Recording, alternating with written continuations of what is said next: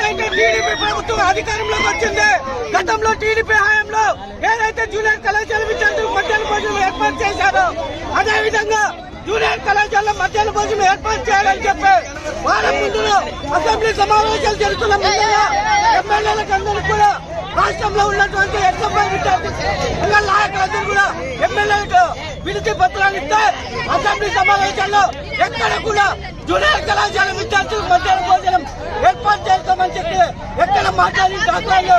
అదేవిధంగా ఇప్పటికీ జూనియర్ కళాశాల ప్రారంభమైన 3 నెలలు గడుస్తున్నప్పటికీ విద్యార్థులకు పాఠ్య పుస్తకాలు లేనటువంటి పరిస్థితి. తక్షణమే విద్యార్థులందరికీ పాఠ్య పుస్తకాలు పంపిణీ చేయాలి. అదేవిధంగా రాష్ట్రంలో ఉన్నటువంటి మౌలిక సదుపాయాలన్నీ కూడా ఏర్పాటు చేసి జూనియర్ కళాశాలలో చదువుకుంటున్న విద్యార్థులకి నాణ్యమైన భోజనం అందించాలని చెప్పి భారత విద్యార్థి